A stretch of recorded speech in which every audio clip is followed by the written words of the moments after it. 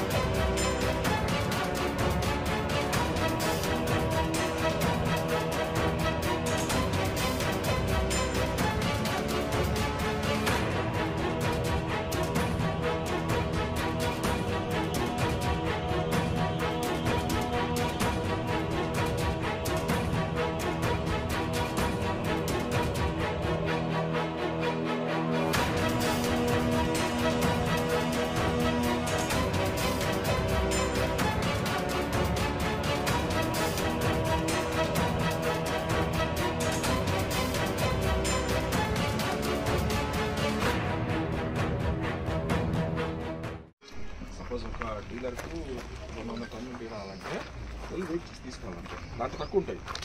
ఎందుకంటే అది చాలాసార్లు ట్రాన్స్షిప్మెంట్ మారుతూ వస్తుంది. ముద్ర వెళ్ళిపోతాయి, లాగేదో పోతూ ఉంటాయి. మనం తీసుకోవాలంటే వెయిట్ చేసుకొని గన్ని తీసేసుకొని తీసుకోవాలి. వెయిట్ అంటే 20 kg 30 kg 40 kg అట్లా కూడా వస్తుంటాయి కదా ప్యాకెట్స్. ఒకవేళ ఉండే కదా పక్కన పెట్టాలి. అవి వాళ్ళు ఇచ్చినా కూడా అంత మీకు వేయిమెంట్ ఎంత ఉందో బ్యాగ్ వెయిట్ తీసేసి వేయిమెంట్ తీసుకోవాలి అంతే. ఇవాళ అతను అది రూలు. మనం ఏంటంటే బ్యాగులు కొంచెం తక్కువ వస్తాయి, అటు ఇటు వస్తాయి. మరి 20 kgs అంటే అది పక్కన పెట్టాలి అంతే. 5 kgs పక్కన అంటే మనం వెయిట్ చేసి తీసుకోవాలి. ఖచ్చితంగా వేయిమెంట్ చేసి ఇవ్వాలి. బ్యాగ్ అనేది కొంచెం తక్కువ అటు ఇటు వస్తుంటాయి. అది మనం అక్కడ వచ్చింది కదా ఇప్పుడు చాలా తక్కువ వస్తుంది. కానీ వేయిమెంట్ మనకు ముఖ్యం. మనం తీసుకుని వేయిమెంట్ చేసి ఇవ్వాలి. అది ప్రజెంట్ దాదాపు అందుకే నిన్న మీరు చెప్పారు కదా, నేను లీగల్ మెటాల నుంచి పంపించారు వచ్చారు. అదే చెప్పాడు. ఇప్పుడు మళ్ళీ ఏసీ గారు వస్తారు. అసిస్టెంట్ కంట్రోలర్ పిలిచాను నేను. ఇప్పుడు వస్తారు అండ్ చెక్ చేసి మళ్ళీ ఏదో సీల్ లేదంటున్నారు. నేను చూస్తాను. చూసి ఒకవేళ సీల్ ఏదైనా వాళ్ళ రిపోర్ట్ తీసుకుంటాను. ఏసీ దగ్గర తీసుకొని ఏ గోడలో ఎంత స్టాక్ ఉంది, ఎంత పోయిందని చెక్ చేస్తాను కదా. గోడౌన్ నేను అదే చెప్తున్నా. ఇక్కడ మాత్రమే కాదు, అన్ని చేస్తాను. డీలర్ల దగ్గర ఎంత పోయింది అనేది ఎక్కువ చూస్తేనే మీరు కరెక్ట్ తహసీల్దార్ రిపోర్ట్ తీసుకున్నాను.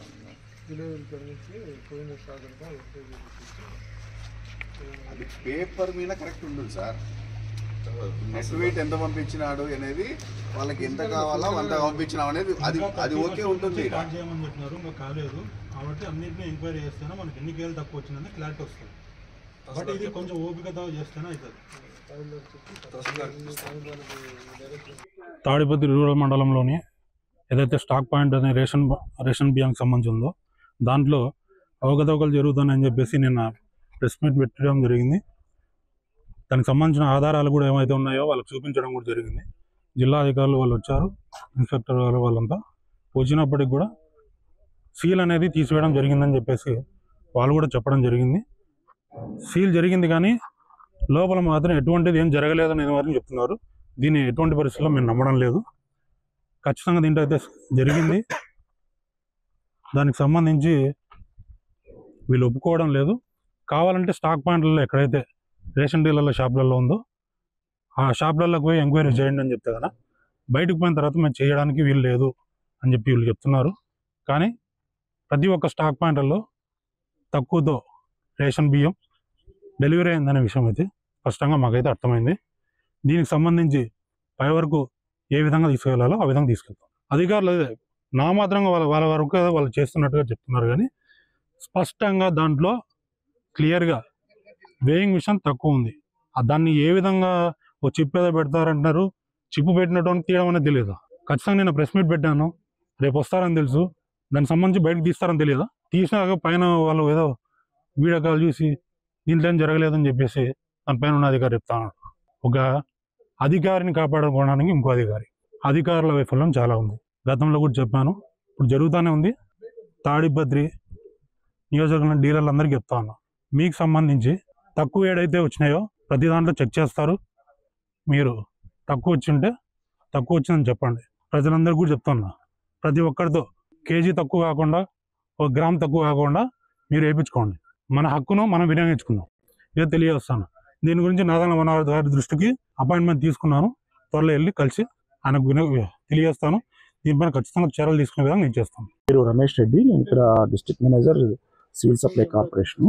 ఇక్కడ కొన్ని కంప్లైంట్స్ వచ్చాయి, కొందరు కంప్లైంట్ చేశారు. ఇక్కడ ఎమ్మెల్యేస్ పాయింట్ తాడిపత్రిలో కొన్ని ఇక్కడ ఉండే కాటా అంటే వెయింగ్ మిషన్ తప్పుగా చూపిస్తుంది ఇక్కడ అని, అందుకని మేము ఈరోజు లీగల్ మెటాలజీ డిపార్ట్మెంట్ నుంచి అసిస్టెంట్ కంట్రోలర్ గారు వాళ్ళ టీం వచ్చి చెక్ చేశారు. మిషన్ అయితే కరెక్ట్గానే, వెయింగ్ అయితే ఇష్యూ లేదు, కానీ అక్కడ ఉండే సీల్ అనేది కొంచెం లేదు దాని మీద అసిస్టెంట్ కంట్రోలర్ గారు రిపోర్ట్ ఇస్తారు.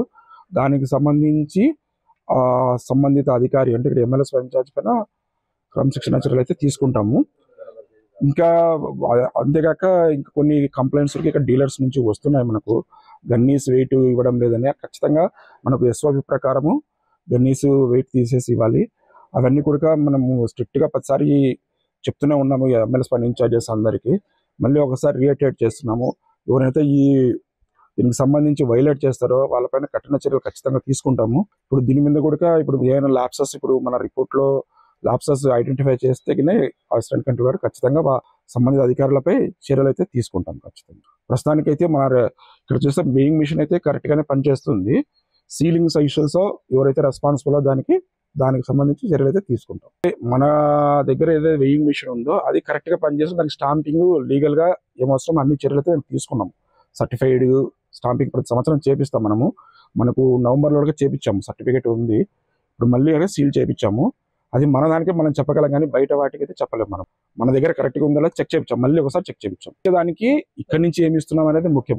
మన వెయిట్ ప్రకారం డీలర్స్ తీసుకోవాలి. అథెంటికేట్ ఇప్పుడు మనం ఇతను ఇస్తే సరిపోదు కదా, డీలర్ అథెంటికేట్ చేయాలి. బయోమెట్రిక్ ద్వారా అథెంటికేట్ చేసినప్పుడు సాటిస్ఫై అథెంటికేట్ చేసినప్పుడే మనకు అది ట్రాన్సాక్షన్ అయినట్టు.